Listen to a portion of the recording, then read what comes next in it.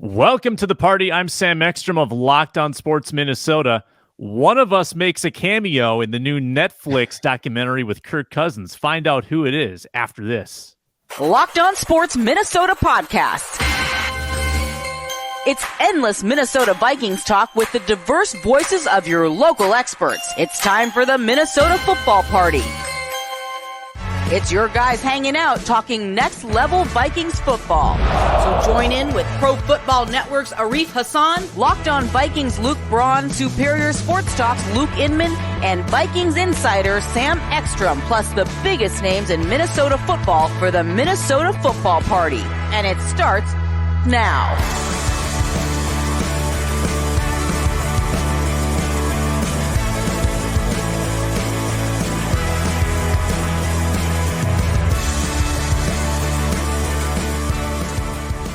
It's a mailbag Wednesday, and that means it's a Reggie Wilson Wednesday on the Minnesota Football Party on Locked On Sports Minnesota. Welcome to the show. Thank you for watching. My name's Sam Ekstrom. I'm part of the Ron Johnson Show, Minnesota Football Party, and Minnesota Sports Rankum here on the network. Find me on Twitter at Sam Ekstrom. And it's a usual Wednesday with Luke and Reggie. Luke Inman, the sidekick, at Luke_Spinman on Twitter, NFL Draft Buzz newsletter for the Locked On Podcast Network. And Reggie Wilson, he's the Kare 11 sports director and anchor. He's at Reggie Wilson TV on Twitter, and I assume Threads as well. I know you're a Threads adopter. Reggie Wilson, welcome in, man. How's your Wednesday? You know, I have one Threads post, and I have not turned back because here's the thing. If we're going to go to Threads, we need to go as a family. I'm not managing all these social media apps. I can't do it. I can barely keep up with the ones I have.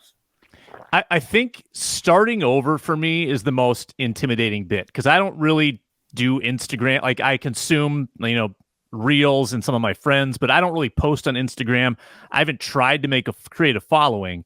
So, okay, I go to Threads. I've got 100 and some followers versus Twitter, which I built over the years. That's my roadblock. That's why I don't really care to start rebuilding on Threads. Maybe, if you're Reggie Wilson, You can build that up pretty fast. If you're Sam Ekstrom, you got to put in the legwork. So I'm digging my heels in. We've got some great topics today. We're going to revisit Vikings Mount Rushmore, which got very controversial yesterday on the Minnesota Football Party. Luke Inman and I put together our 4 candidates for the final spot. We'll see what Reggie Wilson thinks about the whole thing. Justin Jefferson ranked his top 5 quarterbacks and left Kirk Cousins off the list. Big deal? No big deal. And if Justin Fields had been drafted by the Vikings, where would they be today? We got a great Twitter question about that very topic, which we'll get into. But first, Luke, you've already watched a little bit of the new Kirk Cousins Netflix doc, and you saw a clip of one of us on the screen. Don't know. I mean, what you want to show us? Show us that picture. Well, Sam, we're in the midst of a Hollywood superstar because episode 1, 13 minutes and 20-second mark. Check it out. It's our boy making a cameo. Check out his IMDb page as we speak. He's blowing up. It's Reggie Wilson. Okay. And if he doesn't have an Emmy on the shelf by now, the Emmy's coming. It's on its way right now. Get your votes in. It's a done deal. Reggie Wilson stealing the show. Netflix quarterback doc. Pretty cool thus far, all jokes aside. I'm only maybe episode and a half in. I was explaining to Reg before the show started. The ratio is about what you expected. Mahomes kind of steals the show. He gets about 50% of the airtime. Then Cousins in second place with about 30%. And then Mariota probably last with about 20%. That's through an episode and a half. I assume that trend kind of continues throughout those 8 episodes, but really good so far. Great behind the scenes inside look at some of the week by week, some of the best games, which obviously for the Vikings 2022 season, man, there's quite a few of them. I got to think that the Cousins comebacks are going to be a huge story as that show gets into the meat of the season. You got to spend a substantial amount of time on Buffalo, a substantial amount of time on the Colts game, and probably a couple others as well, because those were just some of the best games of the NFL season. So I think Cousins is going to really shine here during the regular season part of it. And then, of course, Mahomes playing through injury to win a Super Bowl, he's going to own the last couple episodes. Well, speaking of Mahomes and injury, I got through the Washington game leading up to the Buffalo game, and the storyline with Kirk was all the training room optics. Like, he was really beat up. Remember, he took that huge hit versus Washington. The guy really laid him out. Remember, he had to come out of play. Nick Mullins had to come in. Everybody was worried. That lingered throughout the week going into the Buffalo game as well. And off the scene, it was a lot of Cousins in the medical room working out with the trainers, and just how those bruises and nicks and dings linger throughout the week, and how the whole mindset is, I got to get ready to play in 6 days. And hopefully by that time, once that first play happens, I don't even remember what injuries I was dealing with, but sometimes they do carry over week to week and throughout the whole season. So that was kind of the storyline at the point where I left off after that Washington game going into Buffalo.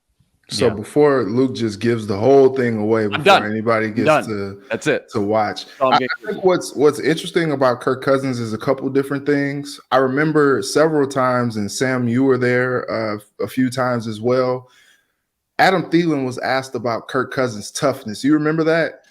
Immediately after some of these games, and he just praised how tough Kirk Cousins is. And I mean, look, there were some games where Cousins really took a beating. And I think it is interesting, as Luke pointed out, seeing that behind the scenes nature in this quarterback series with Cousins, because it's like I feel like Kirk kind of gets a bad rap. And look, I think up until this point of his career, we know who and what Kirk Cousins is. He's an efficient quarterback. He's going to get some things done. But I think my second point, it leads me to Peyton Manning was on McAfee, and he talked about just the work ethic of Kirk Cousins and just what he does on a week-to-week basis to prepare for these games. And you may say whatever you want to say about Kirk Cousins and his performances or whatever, but the dude is a cerebral guy. He's locked into what the Vikings want to do. And, he may have his vices, like, the whole, like, you can't go broke taking a profit type thing that shows you checking the ball down on 4th and long with the game on the line in the playoffs against the Giants. I know that's still like a sore spot for a lot of fans after seeing how that thing just kind of crumbled down. But the dude does put the work in to try to be the best that he can be on a week in and week out basis. And I think this particular series will probably, I don't know that he's going to win over any more fans per se, but maybe the people watching can form a little bit more of an appreciation for what the guy goes through and what he does on a week-to-week basis to get ready to be the best quarterback that he can be, stepping onto the field for the Vikings every week. Yeah, and I'd say Kirk, defenders kind of bounce off of him and he pops right back up, and you assume that, well, he's not hurt at all. So maybe this actually does earn a little more respect to say, oh, wait, he is actually hurting. He's just playing through it. And that is even more impressive, I would argue. And the fact that he goes out and beats Buffalo after, well, Luke just told us, that's even more impressive. So we're going to talk more about quarterback on tomorrow's Minnesota Football Party with Arif Hassan and Luke Braun. I'm sure they will have formulated some opinions as well. I'm sure Luke Inman will have finished the show at the pace he's going. So that'll be on tomorrow's Minnesota Football Party. We got to get into Vikings Mount Rushmore. Luke, let's tee this up for Reggie and get his take. So Luke and I, week by week, we've been adding a face to the mountain, Vikings Mount Rushmore, and we established 3 that are set in stone: Alan Page, Fran Tarkenton, Randy Moss. And then we are leaving the final spot to a vote for our listeners and viewers. So Luke, give them the poll right now. Who are the candidates we chose, and what is the vote at currently? And let me just take a step back and establish this as well. One more time, Sam. Players who were already in the Vikings Ring of Honor. So players only, no Bud Grant. That was a hot topic of discussion yesterday afternoon. And then no AP, who will ultimately probably be the 4th and final member someday when we look back. But as of right now, he's not in the Ring of Honor yet. So we took him out of the equation as well. Carl Eller, Option A, 11%. He's dead last right now. That actually surprises me quite a bit. Chris Carter, option 2, leading the poll right now at 52%, just over half your votes.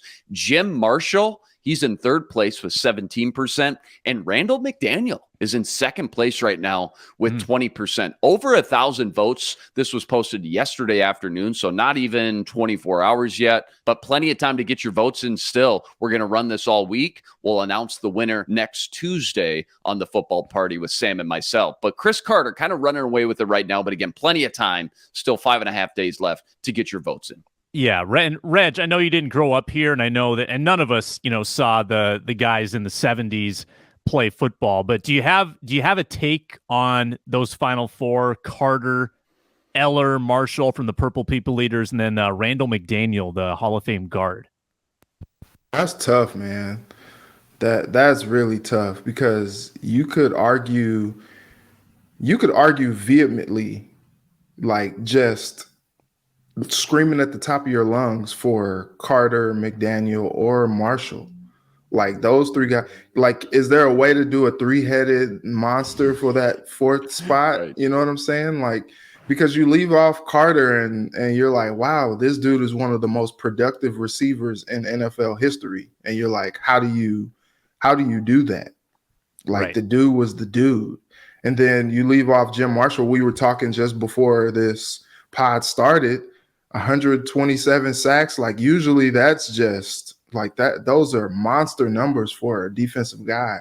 And then Carl Eller, he's just like, one of those names that, like, obviously I never got a chance to see him play, but like one of those names that just seems synonymous for the Vikings is, Carl Eller, and obviously Jim Marshall as well. It's just, that is tough. I'm glad they're not making me choose, because I feel like because I am not from Minnesota, and also I did not watch extensive film of some of the guys from back in the 70s and whatnot, I don't know that I am qualified to answer this question. I know that may be the cheap way out, and Sam's grinning at me a little bit, but I don't know that I'm qualified, because for me, I probably go Carter just because like I actually saw him play and thought he was just the man. But then like if I talk to maybe like a Randy Shaver, who I work with, and he's done so many stories on these guys in the 70s and their greatness. And there's a very big faction of our audience who will strongly argue in support of either Eller or Marshall as well. So, and they would tell me, oh, I'm just, misinformed, recency bias or whatever. And so I think that would just be tough. But those are some tough names on there. And then, you think like way in the wings, you're like Adrian Peterson as well. It's just one of those, and I saw his whole career. And so that whole thing is just really tough. They need to make room for another couple guys on the Mount Rushmore. Yeah, but I know that's not how that works. There's no wrong answer. This is so tough, and we're splitting hairs here. And a lot of people were screaming at the rooftops yesterday afternoon, Sam, where's John Randall in the mix? Yeah. Well, somebody labored over it. Somebody big had to get cut. And I think the fact that Chris Carter's kind of running away with it, while you have the Vikings all-time sack leader in Carl Eller in fourth place, while you got Jim Marshall in third place, second all-time sacks, has the volume, played 19 years. Randall McDaniel has a case. You could make an argument, possibly the best guard ever to play the game in NFL history. It's really tough, but the fact that Chris Carter's running away with it tells me and tells us, I think, the fact that there's probably a lot of younger or more our age viewers that voted that got to witness and actually grow up and watch a guy like Chris Carter. So it makes sense when you think about it from that viewpoint. It does make sense. And we will follow that poll throughout the week on the Locked On Sports Minnesota YouTube community page, which you can see on your feed if you subscribe to Locked On Sports Minnesota. We get a couple thousand votes whenever Luke puts out a poll, so make sure you check that out and join the fun. Luke asks a lot of very controversial poll questions. Let's just put it that way. Today we are brought to you by an exciting new partner, Birddogs. Yes, Birddogs make you look so good. I just ordered 2 pairs of bird dogs, in fact, and I am waiting every day for them to show up. In fact, a package came with my name on it yesterday. I thought it was bird dogs. It was my wife ordering from my Amazon account with my name, and she ordered couscous. I thought it was bird dogs. I wanted it to be bird dogs because bird dog shorts, they do the same thing as Lululemon, but they fit way better. They're better than regular shorts with that stiff, restrictive cotton. They fix that issue by inventing cloud knit fabric that looks just like khaki but stretches so you get a slimmer fit. You don't sacrifice movement. You're mobile. You're agile in those bird dogs. They've got that anti-stink sweat wicking fabric that keeps you cool and dry all day long. Go to birddogs.com/lockedon. Enter the promo code LOCKEDON, one word, for a free Yeti-style tumbler with your order. birddogs.com/lockedon, promo code LOCKEDON for a free Yeti-style tumbler. You won't want to take off your bird dogs, and once mine get to my door, I certainly will not either. I'll let you know how they feel. I think they're going to feel great. Bird dogs, buy some today. Free Yeti with that? Woo! Yeti-style tumbler. Can't pass that up. Can't beat it. birddogs.com/lockedon. Justin Jefferson is in the news. This is, again, a very July football topic. Justin Jefferson, and I don't even know who asked him yet. A Brazilian journalist, Danilo Lacal. I'm sorry, Danilo. I don't know how to pronounce that. But Justin Jefferson was asked his top 5 QBs. He goes Mahomes, Rodgers, Burrow, Hurts, Allen. You can maybe fight him on a couple of the numbers there. Rodgers at number 2. I don't know about that, but I don't think you can really hate on Jefferson for leaving Kirk Cousins off this top 5 if you're being serious about the list. But if you're Justin Jefferson, do you just throw him a bone? Do you just throw him in there just because you're his guy? Or do you think Jefferson did the right thing and stick to like an earnest, honest top 5 list, Reggie? So here's the thing. I had this on Kare last night, and it's funny because it started going viral yesterday, but like that video was actually posted on July 1st. But I guess we were all just kind of doing our own thing and chilling and not really holiday week. Yeah, nobody really noticed. But yeah, he put that top 5 list out a while ago now, and it's just catching on. And it's funny. It's funny. Because if nothing else, Justin Jefferson is honest. He's honest. Like that top 5, I think a lot of people would probably consider that their top 5 as well. You know, it's so funny. We've done some top 5 lists, and I've left Rodgers off. And current NFL, maybe, you know, Rodgers has a great year this year. And, you know, I know he's 2 years removed or a year removed from being MVP. So, you know, maybe you take Rodgers out and you put Lamar Jackson or something like that. I don't know. But it's interesting. That was his list. That was what he felt like was his top 5. And if I'm Kirk, I don't know how I feel about it. I'm just like, dang, dude, you know. He only had one NFC guy on there. So we've talked about like the disparity of quarterbacks between the NFC and the AFC. One seems to be a little bit more superior than the other. And so, you know, if you had a top 10 list of quarterbacks, I don't know that there would be a whole lot of NFC guys in the mix. But it's just enough fodder for us while we're waiting on training camp to start. The MLB All-Star break is happening. You know, we got a little WNBA, but then they're about to go on their All-Star break as well. And it's just that slow enough of a time where something like that happens, and we're like, okay. But here's what I said on Kare last night. If Kirk Cousins, who is in a contract year, goes out and just lights it up, number one, it means Justin Jefferson probably has another big year. Number two, it means that Kirk Cousins is going to make himself even more money. And then number three, he goes out and balls and leads the Vikings to places that they haven't seen in a long time and earns himself a new contract and all that. Justin Jefferson probably reevaluates his top 5 after the season, and maybe Kirk finds his way onto that list somehow. So, I think there was 2 videos. So the one video I posted last night on Kare, I shared that one. There was another video that he said Josh Allen, but then he said Kirk Cobain's at the very end. Yeah, at the very end. So it was like he still shouted out his guy. I don't know if it was like a 5A, 5B, but he still put he said Kirk's name at the end. So I don't know what maybe he was just trying to be diplomatic there, but we got to go back to the tape.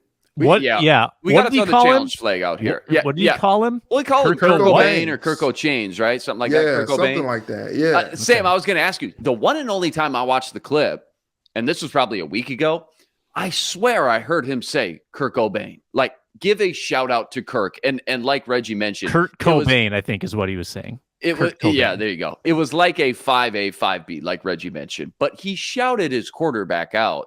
Ever since then, every clip I've seen, whether it's been like cut off at the end and maybe doctored or edited, I don't know, but I haven't seen that anymore. So I don't know if it's just the original film, original interview that we need to maybe be playing, and it's getting kind of taken out of context a little bit. But I swear the first time I watched that, he did shout out his quarterback, Kirk O'Chains. I didn't realize there was video. So you're telling me that the fake news media has gotten a hold of this? No. That's interesting, but good. That's exactly what he should have done. If that's what he did, that's exactly right. You throw in your guy, throw him a bone, and if people want to laugh at you, fine. But he defends his guy. I like it. Or in a weird way, you know what? Maybe it shows how close they are and how much they trust one another that he didn't put him in there. Because you know what? Sometimes when you're just starting out a new relationship, or you feel like maybe I have to overextend myself or coddle this guy, because nobody is going to throw out Kirk Cousins in their top 5. I mean, most people aren't, right? So unless you're being a little biased, maybe it shows that the fact that he can be honest and real, and he can still go behind the scenes to his quarterback, Kirk Cousins, and go, you know what? Hey, man, you're cool with that, right? Like, we're good, right? We're all good. And Kirk's, of course, man, no sweat off my back. I don't care about that stuff. I'm easily number 12. I don't know what you were doing. Yeah, I know my role now, just outside the top 10, right? I know my role, right?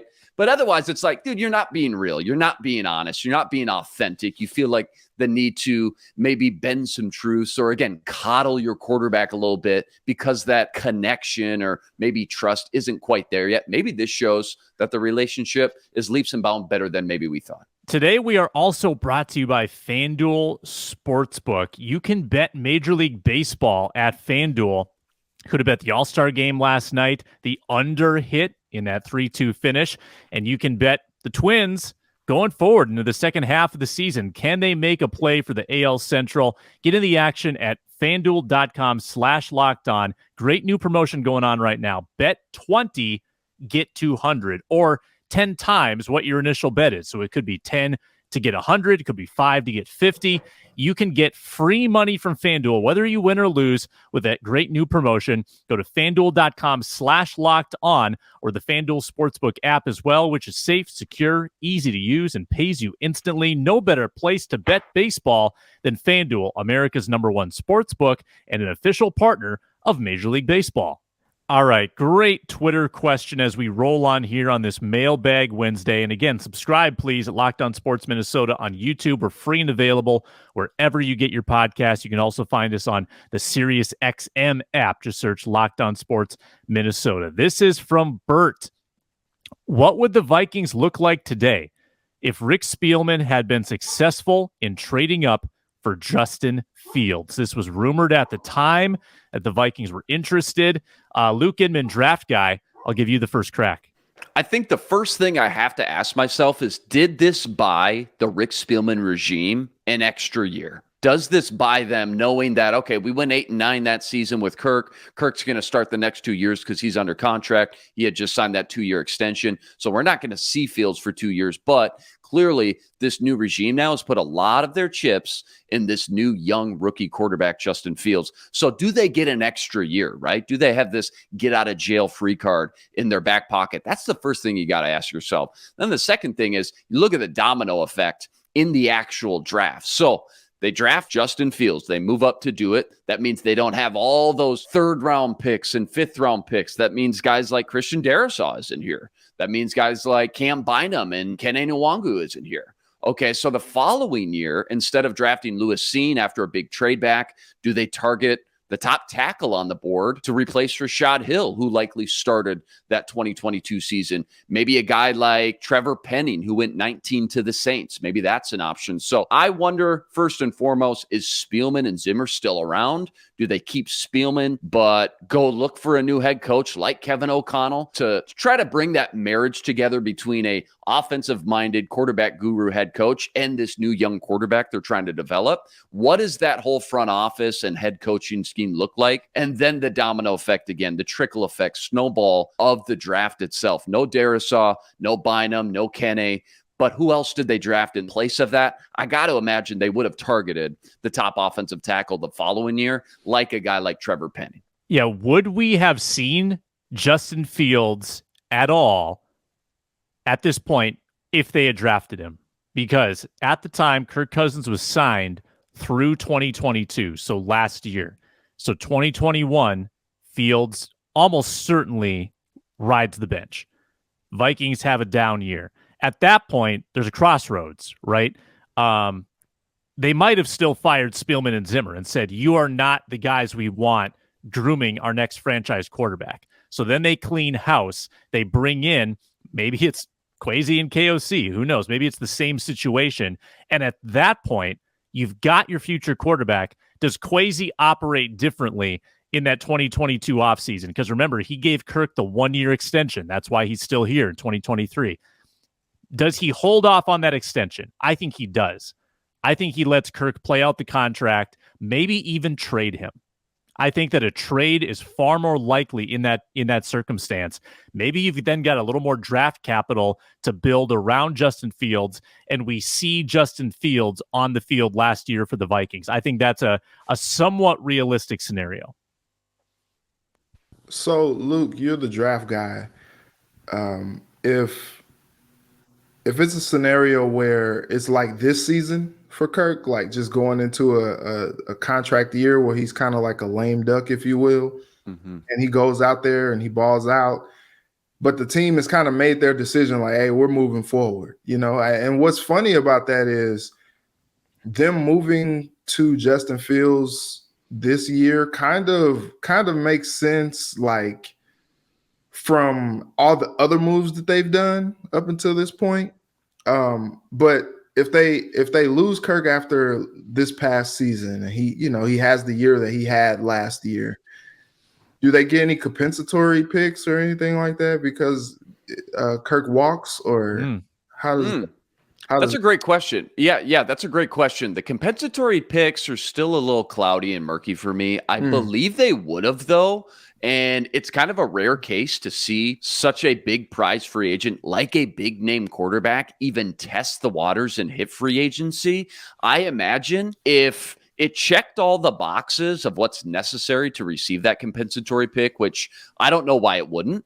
I got to imagine that would have been one of the higher compensatory picks that you'll ever see. I mean, a lot of them at the highest, at the peak, is maybe end of the third round. Now, granted, there's a year delay, so they wouldn't have technically received it until next year's draft. But yeah, that's a good question. Just knee-jerk reaction. I don't see why they wouldn't have got a compensatory pick unless there's some fine print at the bottom that I don't know about between his contract or something to do with the offseason, the way that he signed with the next team. But that's a good point, Reg, because you get an extra second-round pick in your back pocket.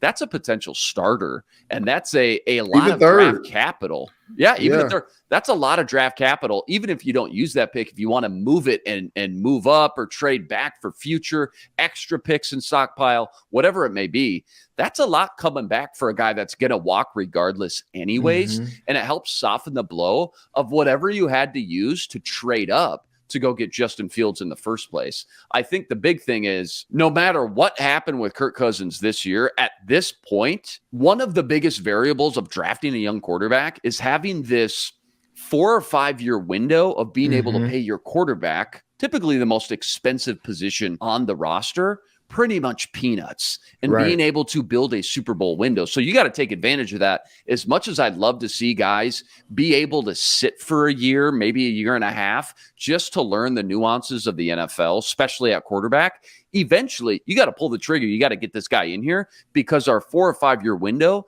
is slowly shrinking and closing. If we don't capitalize on that, we just whiffed and pretty much swung and missed on one of the biggest aspects of drafting a young quarterback. Knock on wood, hopefully he's successful right out the gate. That gives you those potential Super Bowl windows like the Seahawks did with Russell Wilson so many years ago and kind of laid out the new blueprint for this new school of thought from a front office standpoint. This is why we want to take a swing on a young quarterback. Even if he doesn't pan out, if we can hit, it's worth the risk because, man, we have so much more money now to build a Super Bowl roster around that guy we're paying on a rookie deal. So here's the thing. I think if Fields comes to Minnesota, you're probably looking at a situation kind of like Jordan Love in Green Bay, where, you know, Kirk is going to play for a couple seasons at least, and then you'll let him loose. I think some of what has been hard to evaluate with Fields is he's been in there trial by fire. And this Chicago Bears team is far, far, far from a finished product on the field. And, you know, we talked about the whole, like, him running for his life out there because the line is not all that great. He doesn't have a whole lot of weapons and all that. They go out, they get DJ Moore, and they're trying to help him this year develop. But I wonder, because there are still so many people, you know, we had people talking about them, you know, possibly trading Fields to go ahead and draft Bryce Young or CJ Stroud or whoever, you know, was going to be at the top spot after they got that pick, because it was like, well, there's still so much that we don't really know about Fields. Like, is he actually going to be good? And maybe if he sits for a couple years, he's able to develop a little bit, able to get into a system and really just kind of learn the NFL game. He's not just like learning on the fly. I think maybe it's a little different. And maybe when it's time for him to get out there and let him loose in KOC's offense, he's just out there killing the game. You know what I'm saying? So I don't know. I think it really kind of helps his career development, but then you do lose a couple years where you're only paying him, you know, pennies, waiting on Kirk Cousins to kind of move aside. Like, the whole situation is it's interesting. It's quite interesting, but then you look at it and you're like, okay, well, we got this quarterback of the future that we can build around. But now, you know, do you go out and sign an expensive left tackle a la like Orlando Brown, who went to Kansas City, or who went to Cincinnati from Kansas City? And, you know, do we try to draft another guy, or, you know, whatever the situation may be? It totally alters like what's gone on.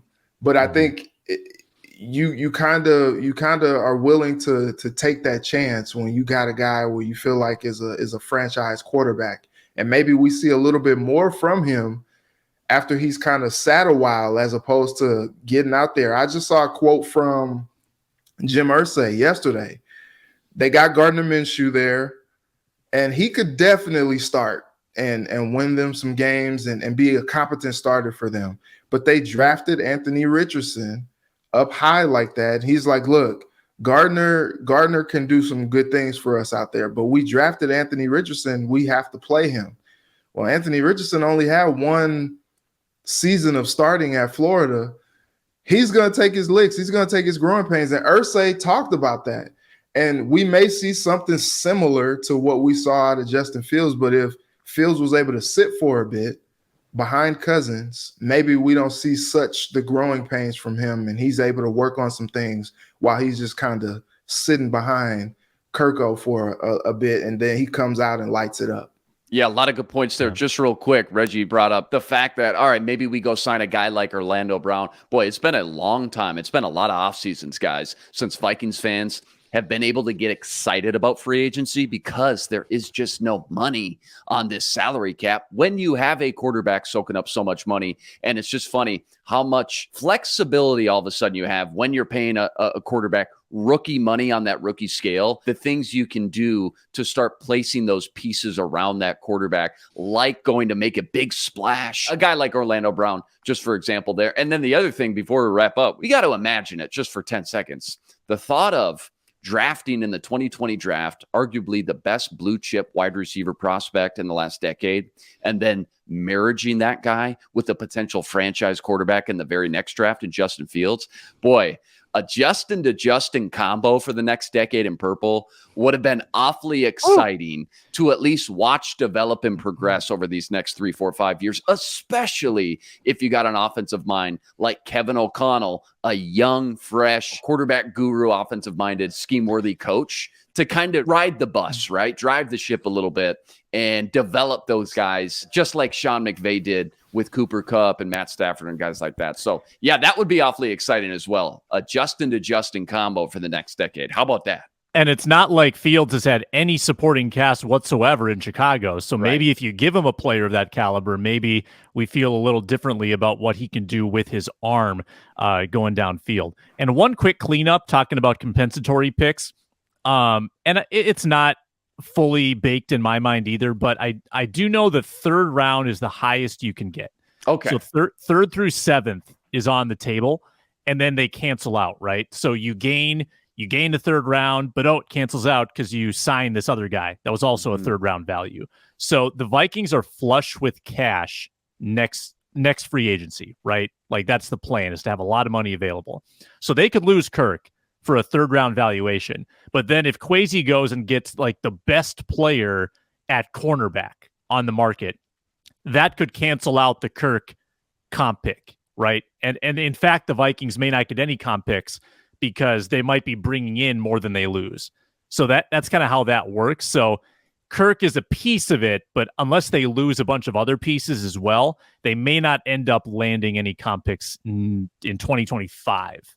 So that's a good point. A roundabout way of cleaning that up. Good show though, gentlemen. Appreciate your contributions. Reggie Wilson, Kare 11 doing the news there. Reggie Wilson TV on Twitter. Luke Inman at Luke_Spinman. And I'm Sam Ekstrom. I'm at Sam Ekstrom on Twitter. Back tomorrow, Arif Hassan, Luke Braun talking quarterback, the Netflix doc, and plenty more on the Minnesota Football Party. Until then, so long. Be blessed. Spread love.